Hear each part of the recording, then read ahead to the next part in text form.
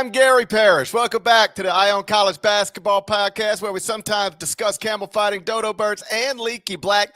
David Cobb is here with me. If you're watching on YouTube, you know what to do to that like button. Shouts to Brandon Davies. And if you're here watching us live, man, we appreciate you. You probably should get better sleeping habits, but we do appreciate you. I realize this is a later than normal start, but I was on CBS Sports Network till 2 a.m., so we are getting started just as soon as we could. To be clear, these recap shows we're doing at the end of every night of NCAA tournament games are not always going to start this late, but tonight, as they say, it is what it is. Let's get into it. First Thursday of the 2025 NCAA tournament. It's in the books. On Thursday, we had 16 games that dwindled the field down to 48 teams, and the place I want to start is in Providence because that's where two of Thursday's biggest stories originated. First, McNeese upset Clemson. We'll get to that momentarily, but I want to focus at the start on the only first-round game featuring two Naismith Memorial Hall of Fame coaches. It was Arkansas-Kansas. Final score, Arkansas 79, Kansas 72. The preseason number one team was just eliminated by a team that started 0-5 in the SEC. David Cobb, first let me say, thanks for staying up with me. Now let me ask you for your thoughts on Arkansas eliminating Kansas from this NCAA tournament. Yeah, GP, nice of you to join us. I hope you don't come at me like you were coming at Wally. I was just watching you guys on the network, and boy, you're kind of on one tonight, man. Are you all right? No, it started with Wally and Chris Walker arguing and dragging out the A block, and then they teamed up on me during a competition of jump ball that we play nightly during the NCAA tournament. Tonight, I was up against Wally Zerbiak. Chris Walker was the judge. I lost 2-1, and I'll be honest, I think Wally had the better answer on the final question, so he deserved to win. But yeah, I don't take defeat so well, so I got a little testy. I apologize. Let me get a good night's sleep, and I'll snap back to my normal behavior soon. I'm sorry you lost in that game of jump ball, and I'm sorry that Kansas had to go out in a cloud of offensive misery, right? Because that's what it was. 4 minutes without a field goal with the game on the line. I mean, come on. Because I thought Bill Self threw a nice little wrinkle at Arkansas with that zone. I looked it up, Gary. Kansas had played a total of 7 possessions of zone all season long. They throw this wrinkle at Arkansas. It's got Arkansas tied in knots, but the problem is Kansas couldn't score, and so that ended up being their Achilles heel, as it was all season for Kansas. The inability to put the ball in the basket, especially when the game is on the line, and so that's kind of the big takeaway is, man, Kansas has got to reboot this thing, and they're going to. So it's we get John Calipari versus Rick Pitino. Bill Self versus Rick Pitino would have been great too, but Cal versus Pitino will be absolutely phenomenal. Just real quick on Arkansas, because I do think the bigger story is Kansas losing. Arkansas was always supposed to be in the round of 32, at least based on preseason expectations. I know it got sideways for a minute, but whatever. Arkansas, to be in this position now after starting 0-5 in the SEC is pretty remarkable, given that while they were starting 0-5, they also lost Boogie Flan for a big chunk of the season, and it looked like, I don't mind saying, it looked like it was going somewhere other than the NCAA tournament. And then they do enough, never got great, but did enough to safely, I think, or at least without controversy, make the NCAA tournament. And it's just a reminder that these seasons are long. They often take a lot of twists and turns. And I don't want to say no matter how bad it gets, it can always get better, because sometimes it just doesn't. But when you play in a league like the SEC and you got a roster like Arkansas's, there's enough opportunities for you to turn it around if you can actually start playing better basketball. They did. They won games, and now they're in the round of 32. And if they can win one more game, and I don't know if they can, but if they can win one more game, then they're in the Sweet 16, and this feels way different. The entire first year of John Calipari at Arkansas feels way different than it otherwise would have been. To Kansas, what do you make of this? Because Norland and I have talked about this all season. I've talked about it infrequently or less frequently with you. It would be one thing if Kansas was just bad all year and like disappointing all year. Kansas started, I don't even know if people remember this, started 7-0 with wins over the outright Big Ten champ, Michigan State, outright ACC champ, Duke. Duke is now the favorite to win this tournament. KU beat them by 2 on a neutral court early. At the time, it looked like, okay, 7-0, preseason number 1, wins over Duke, Michigan State. I guess they are exactly what we thought they'd be. And since that happened, the 7-0 start, they are 14-13 the rest of the way. And only won more than 2 games in a row after that 7-0 start, once more the entire season. That's a long way to get to the question, but the question is, do you have a sense for what happened? How did this team go from looks good on paper, wow, looks good on the court, and the rest of the way after 7-0 is basically 500? Yeah, no, I don't really have a good explanation, because the question I saw posed tonight by some folks was like, well, where's Kansas's NIL budget? Like, because that's the default, right? When things don't go well these days, everybody wants to say, well, maybe their NIL is not up to par. I don't think that's the case for Kansas. Yeah. If you look at the roster that Bill Self assembled, it's a talented roster. You got Hunter Dickinson, a high-dollar player. You got A.J. Storr, a high-dollar transfer. Riley Griffin was a highly rated transfer. Zeke Mayo was as well. Not to mention you were able to retain DeJuan Harris and KJ Adams. So talent was not the problem. Right. Offense was the problem. That's the simplest explanation. But for all the people out there who want to bury Bill Self, consider this. Roy Williams went 3 years from 98 to 2000 without escaping the first weekend of the NCAA tournament at Kansas. What did he do after that? He went Sweet 16, Final Four, national title game, and then he went to North Carolina. So what were Kansas fans saying in 2000 when they got eliminated in the second round, right? Because if we're going to say that Bill Self is done, I think you're ignoring the history here, which is that it's Kansas. You can get this thing turned around. I mean, Bill Self is a Hall of Fame coach, a national title winning coach. I don't bury Kansas based off of what happened tonight. Tonight was just the continuation of what we've seen for the last 2.5 months. What went wrong? I think it was just a lack of offense, a lack of shot creation. Because I thought the zone was a creative wrinkle that Bill Self got in his bag and threw something at him that was not on tape. 7 possessions all season, and it worked, but they just couldn't score. And then KJ Adams also got hurt in that stretch. And I know Kansas fans all season have been picking on KJ Adams a little bit, but when he leaves the game changes, right? Because without him on the floor, they really couldn't do anything. And so tonight, at least, his absence, I think, is largely what hurt them. Now, KU has lost 24 games the past 2 seasons, and those are the 2 seasons with Hunter Dickinson. 11 losses last season, 13 losses this season. Do you connect those dots at all? I know Hunter Dickinson has been an All-American caliber player. He's posted big numbers. He's obviously one of the faces of the sport, but it's hard not to notice, because this is just a fact, and we can then debate or discuss whether you can attach it to the things people are attaching it to. But Hunter Dickinson showed up at Kansas. Bill Self had just been basically running through the Big 12 year after year after year, and the worst 2 years he's ever had as KU's coach happened to be the past 2 years, happened to be when Hunter Dickinson was the centerpiece of everything. I know people on social media connect those dots. Do you? Well, he's our coworker, first off, Gary. No. Regular guest on CBS Sports HQ. Does a great job with that. Oh, he might be at CBS Sports Network this weekend. So listen, I'm just speaking factually. There's no emotion here. I'm just Bill Self's worst 2 years as KU's coach are the past 2 years, and those are the 2 years where Hunter Dickinson was his best player. Well, if you surround him with better shooting, if you surround him with better shot creation, then maybe it's a totally different conversation. So sure. If you need Hunter Dickinson to literally do everything for you, then yeah, that's a problem. And it felt like for stretches of this season, that was it. I mean, there was a quote from Bill Self not too long ago about, we got to feed Hunter, ride Hunter here down the stretch. If everybody knows that that's what you're going to do, then you're telegraphing your style of play, and you're overly reliant on an antiquated style of basketball when you're trying to play through the post and you don't have the perimeter shooting to keep the pressure off a guy like that. So, I mean, what do you think? Do you think the blame lies on Hunter Dickinson's shoulders? I think some of it does. I don't think it's all him. I think when a team goes from 7-0, ranked number 1 in the country, to 14-13 the rest of the way, you're not going to put that on one guy. I do think he's a statistical monster who maybe doesn't impact winning as much as you would like a statistical monster to impact winning.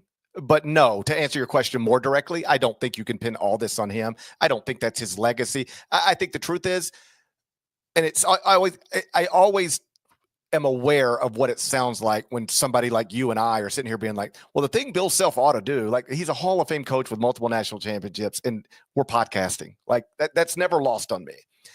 But they do not play a modern style of basketball. You know, even in this game, they took 17 threes, and the majority, overwhelming majority of shots came from inside the arc. That's just not the way people play basketball anymore, at least not people who pay attention to the analytics. So I just think all of this is new. And when you've been doing something a certain way and it's worked so long, it can be difficult to change it, or you don't even really understand why you should consider changing it. Like if it works this way, might as well keep doing it this way. But it's clearly, it hadn't worked the past 2 years, whatever. I do think in a different era, you would just go out and recruit talented players that fit what it is you were looking for. And then you'd figure out how to piece them together, sometimes over multiple years.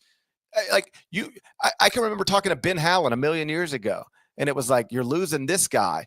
Who replaces him? He was like, Russell Westbrook, because Russell Westbrook's on my bench. And I knew Russell Westbrook wasn't going to be a primary player for me early, but now that this other NBA guard is gone, Russell Westbrook will just slide into there. You could just sort of plan years in advance about what your teams might look like. Well, if you are thinking anywhere past next November, right now, you're looking too far ahead. So I think maybe there's a way to better figure out exactly how these pieces I'm getting out of the transfer portal fit together in November. Like, let's really talk about it. I know John Shire emphasized that with Duke's roster. We have Cooper Flagg. Now, how do we put the best possible players, not just around him, but the best possible players that fit well around him? Maybe there's some more thought into that. Ultimately, I think Kansas will be fine. Ultimately, I think Bill will be fine. But I do think it's probably time to, take a look at some stuff, because these past 2 years have both been wildly unusual. Well, Enough about that. Yeah, go ahead. I'm sorry. Cal and Arkansas figured it out, because Nelly Davis and Jonas Adu, they were high on my list of transfer busts 6 weeks ago. And here they both are. I mean, Jonas Adu was playing 6 minutes a game for a stretch there. Now all of a sudden Big Z can't get off the bench because Adu's just feasting. So even if the pieces don't fit in November or December, you can still figure out a way in February and March, which is what Arkansas has done. So that's what blew my mind. This was like the transfer bust all-star game when you got AJ Storr and Nelly Davis and Jonas Adu all out there playing well tonight. I actually thought it made the game a better game, the fact that those guys were at or near their best. So now on Saturday, we will get Arkansas against St. John's, John Calipari against Rick Pitino. And that's because St. John's, as expected, got past Omaha with no issues. I don't think we need to spend any time on that. But just real quickly, your thoughts on John Calipari and Rick Pitino Saturday afternoon on CBS. Just think about this for a second. If I would have pulled you aside 5 years ago and said, hey, I can see into the future, and in the future, 2025, Arkansas and St. John's will play in the round of 32, and the coaches of those teams will be John Calipari and Rick Pitino, would it even be clear to you which is at which school? No, I would have thought you were crazy, man. What a turn of events. It's wild. It's wild, but it's fun. Just your thoughts on that matchup. Well, I might have rather have seen Chris Crutchfield versus Rick Pitino. I would have liked to have seen what Omaha would have done to some trash cans tonight. Had they beaten St. John's. And heck, I mean, at halftime, it looked like they had a shot. They were kind of just baiting St. John's into shooting threes. And then second half, St. John's got hot. No, it'll be fantastic. I mean, let me just run through the coaching matchups that we have for Saturday now, because it's not just John Calipari and Rick Pitino. That's the headliner. But we also have Will Wade versus Matt Painter. We have Dusty May versus Buzz Williams. We have Mark Few versus Kelvin Sampson. And we have Mick Cronin, the greatest coach in UCLA history, versus Rick Barnes, the guy who almost took the job when Mick Cronin took it several years back. So, I mean, come on. They're phenomenal. Greg McDermott versus Bruce Pearl. Ben McCallum versus Grant McCaslin. Those two guys are close friends. And then the under card there is Kevin Young versus Greg Gard, which is still a good coaching matchup. So, no, the Pitino Calipari matchup is the headliner, but it's a lot of really, really good coaching matchups on Saturday. So Arkansas and St. John's both win in Providence. Let's stay in Providence, touch on the other two games, because One of them was maybe the biggest story, at least the most notable upset of the first Thursday of this NCAA tournament. Final score, McNeese 69, Clemson 67. Classic 12-5 upset in the round of 64. Will Wade's Cowboys closed as 7.5-point underdogs, led by as many as 24, held on to win by a bucket. Cobb, what do you make of this unusual story at McNeese where the coach has already reportedly agreed to leave for NC State, but his players don't seem distracted or even bothered by the development because they just eliminated a Clemson team that had gone 18-2 in the ACC? Yeah, I thought Will Wade's played his cards pretty well here in the sense of like, if you don't address it with your team and you're not forthright about the situation, then everybody's just sort of uncomfortable and living on edge to a certain extent. But he's been pretty forthright about the whole situation. And I think that's freed his team up to play sort of a YOLO style of ball. And they were just, I mean, all out in that first half. Just incredibly impressive on the boards, just going 110 miles an hour. And McNeese is clearly okay with this, right? Did you see the way that the AD there wrapped up Will Wade in a bear hug after the game? The university president was there too, doing the same thing. So the fact is, Will Wade's probably spent twice as much time at McNeese as they ever would have imagined when they hired him to be their head coach. They might have thought it was a one and done sort of thing. And he's done exactly what they hired him to do. And the AD himself, Heath Schroyer, he's a former Division I basketball coach. He knows how this game works. So they got him for 2 years, and he took them probably even farther now than they thought he would. So it's a win-win for McNeese. It's clearly a win for Will Wade. And for the players, a lot of these guys, after having good seasons in the Southland Conference, will be looking to jump somewhere else themselves for next season. Right. So, I mean, I think it's great. And Will Wade still very much cares about that university. You saw in his post-game interview how he was talking about, hey, this is huge for our school, right? So everybody won here, from the McNeese and Will Wade, sort of a marriage. I think you've got it right. Like, I see people getting really offended by this and bothered by this, and I'm just not. And in part because it doesn't seem like any of the characters involved are. Like, if the people who run McNeese are cool with this, and the players who play for McNeese are cool with this, I don't know what the point is of me getting up in arms about it. He's a hero there. He'll be a hero there forever. I think he will be a hero there forever. And so I just try to look at these things practically, as opposed to, well, the way we normally do it. Because the way we normally do it is coaches pretend nothing's going on, or they lie, or they decline comment. I mean, you saw Ryan Odom tonight, which I don't mind. But at VCU, he was very clearly asked about his future. And he just said, I'll answer any question about this game or this team, but I'm not talking about any of that stuff. So, like, that's what they normally do. Well, Will Wade's like, you saw him at the media availability even before the game. Have you or your representative, like, the person asking the question was trying to ask it from every angle, so there's no wiggle room. And Will was like, yeah, the question was, have you or anybody you know or anybody you ever dated or anybody associated with you or anybody you went to second grade with, has anybody ever talked to NC State about you? He's like, yes, yeah, sure. So I guess this is the way I look at it. I don't think anybody in the history of college sports, at least in my lifetime, has been at a school like McNeese and turned down a job in the ACC. All right.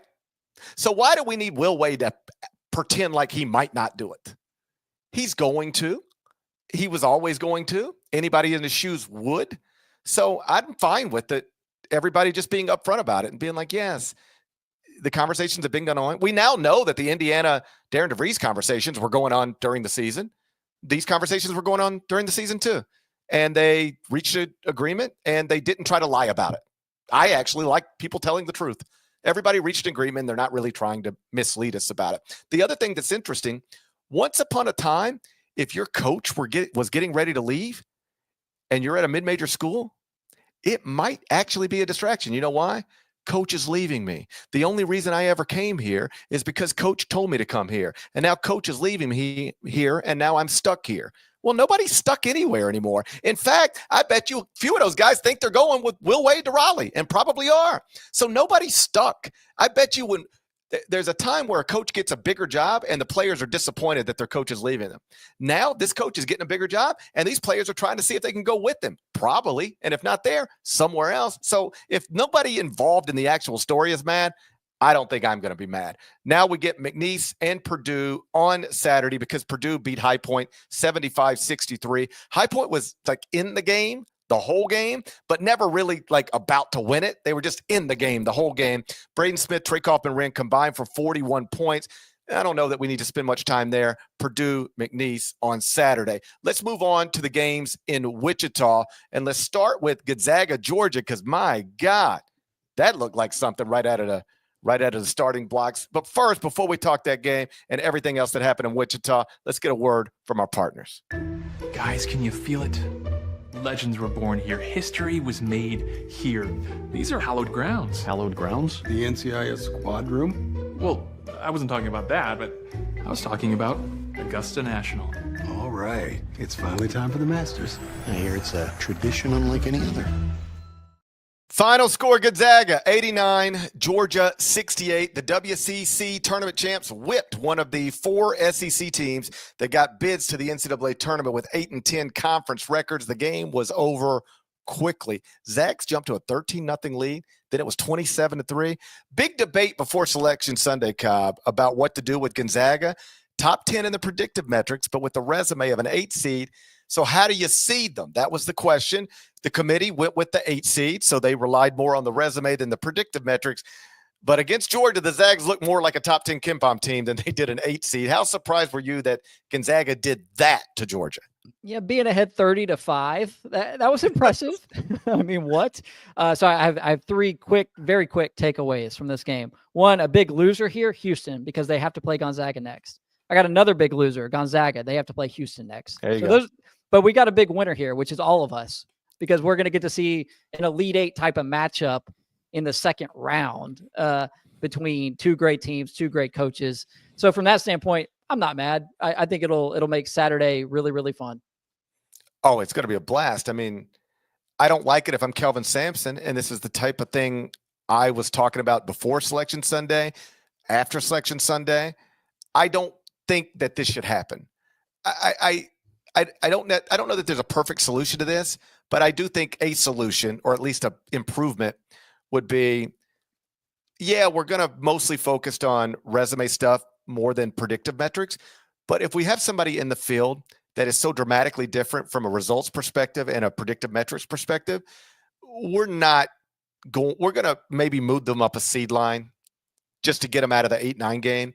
If we have to make a 2 seed play a top 10 KenPom team in the round of 32, we can look at that 2 seed and say, well, if you'd have been a 1 seed, you wouldn't have to do this. Stop complaining and be better next time. But what can we tell a 1 seed? What can we tell Houston? There's nothing to say. Like, Houston, you were awesome. You won the Big 12. You just running through everything. And you got a 1 seed. But we mostly ignored Gonzaga's predictives and focused on the resume. And now you got to play a top 10 team, according to the net, KenPom, and predictive metrics, in the round of 32. I don't love it. But it'll be, I can't wait to watch it. I don't love it, but I can't wait to watch it. And one note, as expected, Juwan Roberts did return to the court for Houston after suffering an ankle sprain in the Big 12 tournament.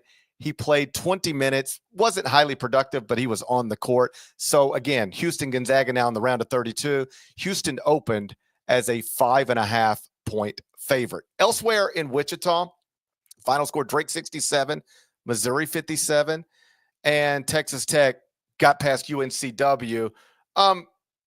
Drake, it's underdog, 6.5 points. Everybody picked them to cover. A lot of people picked them to win the game, and then they go out and pull away from Missouri in the final minutes. This is one where if you didn't watch the game, well, if you did watch the game, you might come to the same conclusion. But if you just scrolled Twitter, man, everybody fell in love with Ben McCollum, and people kind of fell out of love a little bit with Dennis Gates. Yeah, so incredibly impressive that Drake was able to regain its composure because Missouri made that run. They made a 10-0 run. It looked like Drake was on its heels. Yes. Bennett starts with the one-legged shot. We're going to see that in One Shining Moment, aren't we? That's a lock. Like, the producers for One Shining Moment had to be saying, "Oh, put that one in there." Like, I mean, come on, that was ridiculous. But Drake and Ben McCollum, it's kind of wild, isn't it? 2 of the heroes of the first day of the NCAA tournament are the coaches who we think might be going to take other jobs. I mean, Will Wade and Ben McCollum. At this point, though, shoot, if you're Indiana and you're like, dang, we got DeVries, and maybe we talked ourselves into that, but the guy who followed DeVries at Drake has won more NCAA tournament games in 1 year there than DeVries did, which is, I mean, this is Drake's first NCAA tournament win since 1971. I don't think I'm exaggerating right now. Keep in mind, it's 3:00 in the morning, so I could be saying anything. I think if I had a high major opening right now and I wasn't already locked in on somebody, that's the guy. He's clearly unbelievable as a basketball coach. And in this era of college athletics, recruiting skills, recruiting ties, geography, none of that matters as much as it used to. Can you coach basketball, run a program, and do you have NIL to buy your players? That's all it is. You don't have to out-recruit anybody anymore. You got to out-buy them. Give that guy an NIL package comparable to the top teams in his league, and he'll just keep winning conference championships. I promise you, whoever hires him is not going to regret it, and whoever decides not to but could have, they'll look back on it with a bit of regret if the guy they actually choose doesn't knock it out of the park. I just believe in consistent success at different places. And I can't think of a reason. Oh, by the way, I was in studio tonight with Dan Dickow, former Gonzaga player, NBA player. He was in studio with us. Like, he's been around Ben, done some games. He's like, the guy's really sharp, really sharp. So, like, even firsthand, you talk to other basketball people, like, you don't hear bad words about him. I'm a believer. Yeah, no doubt. I mean, he won 4 national titles at Northwest Missouri State. I realize that's Division II, but I mean, look at the college football side. Look at what Lance Leipold's done at Kansas. He was the Division III coach at Wisconsin Whitewater, and then was at Buffalo. Now he's turned Kansas into a winner, right? So sometimes you got to think out of the box a little bit here, and I would encourage ADs to do that because it's clearly proven now that there is coaching talent at the lower levels of the sport. And as you mentioned, the recruiting ties they don't mean what they used to mean. You don't have the end with the sneaker guys, so what? We're right. Going to help you buy players. It doesn't matter. I don't want to say it doesn't matter, because what coaches will tell you is the relationships and that kind of stuff matters if everything else is still comparable. But if you could just outspend people, you'll win those every time. I mean, Rick Pitino laid it out earlier this year. Kadari Richmond did not want to go to St. John's, did not want to leave Seton Hall, did not want to play Rick Pitino, did not want to leave Shaheen Holloway. But the money just got to go. Used to, if you would ever look at a Division II coach or a first-year Division I coach for a big job, you'd have to go, has he ever recruited at this level? Has he ever worked in this part of the country? Does he know our grassroots people? None of it. I'm not saying it doesn't matter. I'm just saying it's not the type of stuff I would even think about anymore. Can a guy run a program and coach basketball? Yes. Can we support him via NIL to let him buy and assemble the roster he wants? Yeah. Okay. We'll probably win big then. Well, because he's been winning big for a long time. Moving on, let's go to Denver. Final score, BYU 80, VCU 71. I had the Rams going deep. That's not going to work out well. Final score, Wisconsin 85, Montana 66. So it's going to be BYU, Wisconsin in the round of 32 on Saturday. Final score, Texas A&M 80, Yale 71, Michigan 68, UC San Diego 65. That Michigan-UC San Diego game went down to the final buzzer. Tyler McGuy just missed a potential game-tying 3 in the final set. Rough possession. He's just dribbling, but not going anywhere. It's like he thought he was James Harden, but he never really went anywhere. And then he tried to take a shot, and it was a contested shot. Wasn't great. Either way, Texas A&M, Michigan in the round of 32 on Saturday. Those were the 4 games in Denver. Any thoughts on what happened at Ball Arena? Yeah, no, I don't know if you know this, Gary, but Richie Saunders everything. At BYU, did you know his great-grandfather invented the tater tot? Oh, I heard. I've seen that. You know what's actually funny? I'll just be transparent. I have heard that 50 times, but never actually taken the 20 seconds it would take to like learn any more about it. I was just like, okay, that's fine. But I just have not clicked on it yet to find out exactly the story, but I am aware that Richie Saunders' grandfather had something to do with tater tots. Yeah, he speaks 4 languages as well. Turns out he's really good at basketball too. BYU looked great today. Yegor Demon was hitting threes. So, I mean, that's scary when that happens. I mean, hey, I'm sorry about your Rams. I know you're a big fan of the A10 guys there, but BYU looks like a team that could do some damage. No, the truth is you have to pick upsets somewhere in the bracket, or else everybody tells you didn't pick upsets anywhere. And so you try to find one and run with it.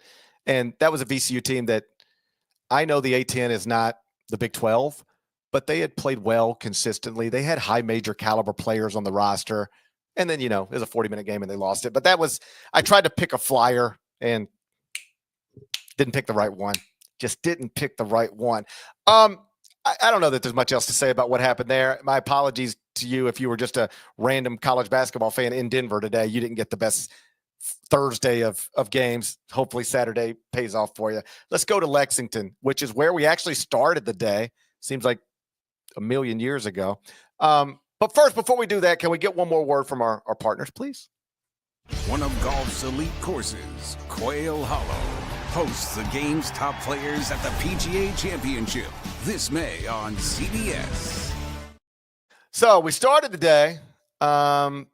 We got actually don't even remember where we started today, if I'm being completely honest with you. I guess it was Creighton and Louisville. Creighton 89, Louisville 75, and then we get Auburn 83, Alabama State 63. Both those games were played in Lexington.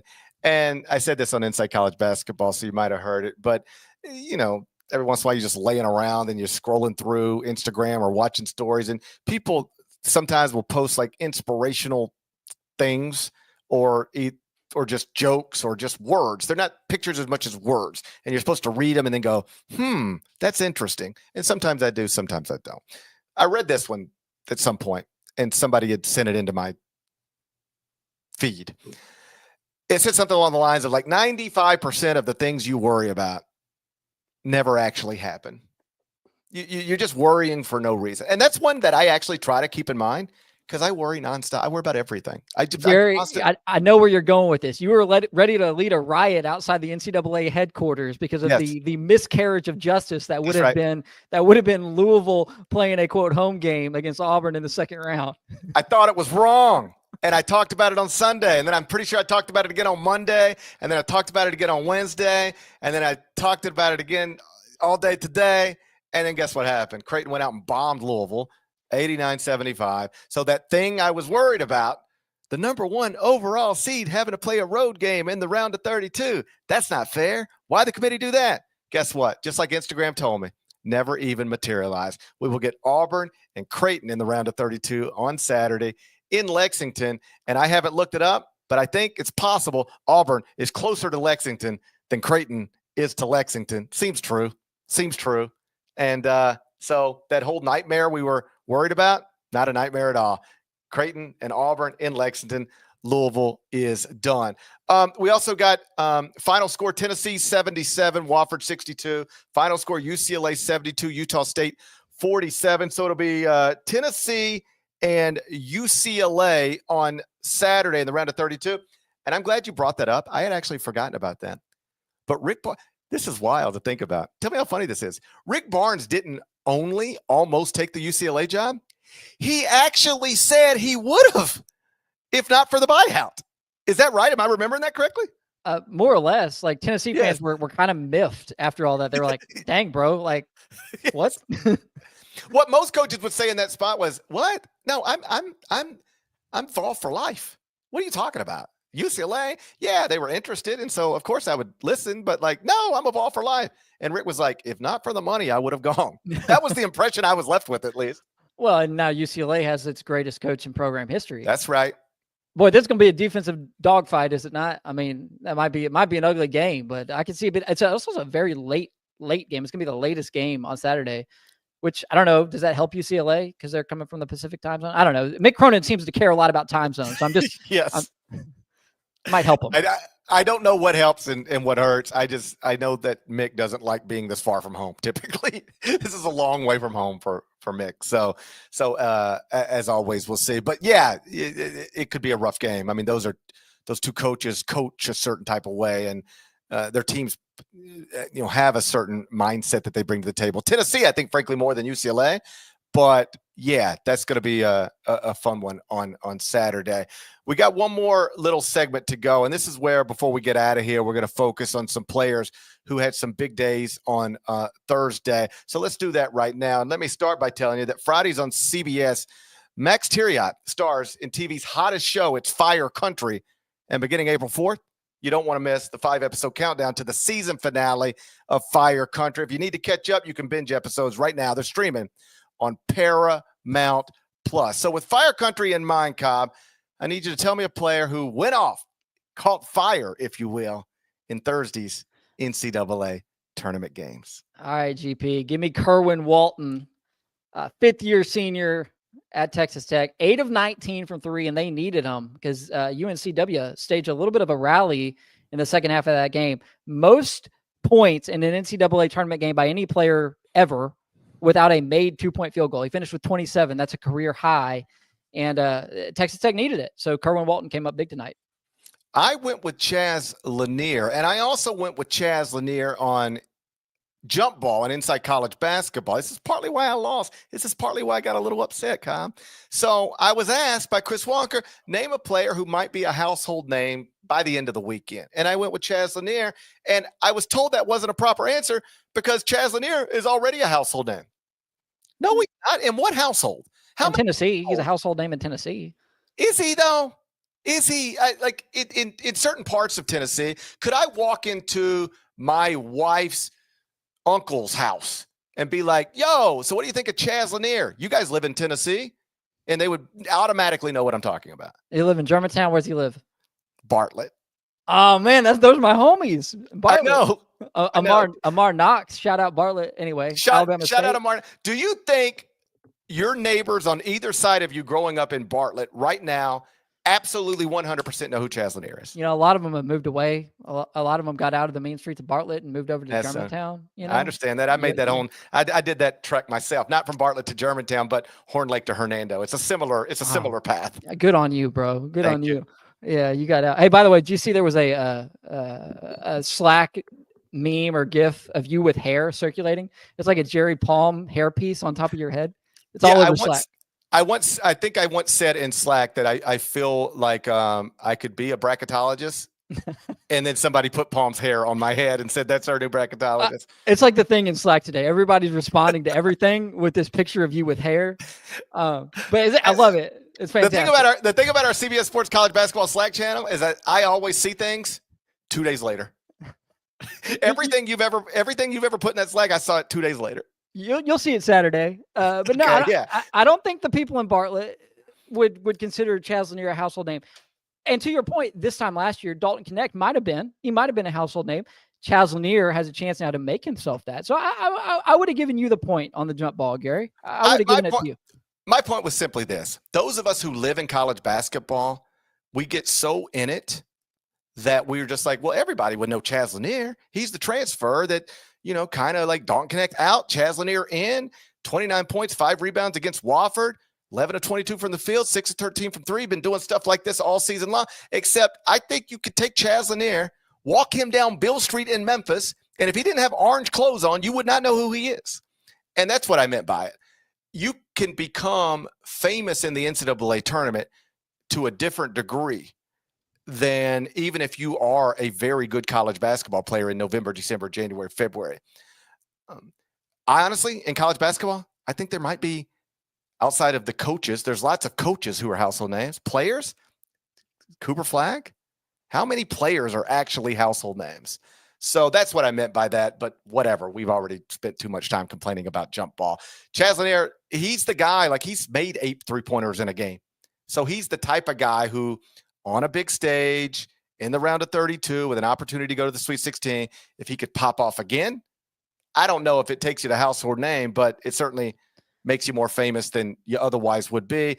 Think about Jack Golke last season, and I'm not comparing those two people as players, but Jack Golke quite literally went from who to I still remember his name today, and lots of people do. Like, you could be in a television studio talking about the NCAA tournament and just be like, Golke, and people will know what you're saying. That's it. That's when you do this stuff on this stage, it's a different level of notoriety, and that's how you actually can become a household name. Again, the 5-episode countdown to the season finale of Fire Country begins on April 4th. If you need to catch up, you can binge on Paramount Plus. I know I said let's try to keep it at 30. It's 39:30 right now, so we only missed by a little bit, and that was probably my fault. I apologize. It's all good. You ready to go to bed? I'm so ready. You know what I'm about to do? This sounds so stupid. It's 3:15 in the morning. You know what I'm about to do? Probably another radio hit or something. I'm about to go on CBS Sports HQ. I'm about to do an HQ hit. No, I'm not. I'm off for the night. This is. I'm done. 3:15 in the morning. I'm done. I'm about to watch the season finale of Severance that just dropped tonight on Apple Plus. I am so excited. I am so excited to watch this that before I put my head on this pillow, I'm going to watch the series finale, a season finale of season 2 of Severance. So that's how you got me hooked on Landman. You and Matt, you always thrown in these random Landman promo. You got me hooked. Like you literally got me hooked. Well, the truth is, like, it's a good show. It's actually good, and I love Billy Bob. It's a fun show. Landman's easy to watch. It's on Paramount Plus too. So once you're caught up on Fire Country, go watch season 1 of Landman, and then if you want to jump over to Apple TV Plus, season 2 of Severance wrapped up late tonight, and I will spend the next hour or so of my life watching it, provided I don't fall asleep. But given that it's 3:15 in the morning, I might. We'll see. I'll let you know on the next episode of the Eye on College Basketball Podcast. We'll give an official review of season 2 finale of Severance then. For now, let's call it a night. Shouts to Devin Downey. Shouts to Chester, South Carolina. Terry Teagle's a legend. Huck, Larnell. Thank you guys once again for watching and listening to the Eye on College Basketball Podcast. If you're not subscribed, please go subscribe anywhere you subscribe to pods, Apple, Spotify. More of us than there are of them. That needs to be reflected in the comments. So do that, and we will be back tomorrow night. Just in the spirit of transparency, we're not making you wait till 2:30 in the morning tomorrow night. Matt Norlander is in an off day in Providence. He will be hosting, I think, with Kyle Boone tomorrow night. And then I'll be back on Saturday night for another late night edition. But we're going to have you here on the Eye on College Basketball Podcast covered in some form every night after NCAA tournament games. So be here with us. Again, I'm looking at you guys in the chat. It's insane that you are here. I appreciate you being here. Love you. Talk to you again real soon. Till then, take care.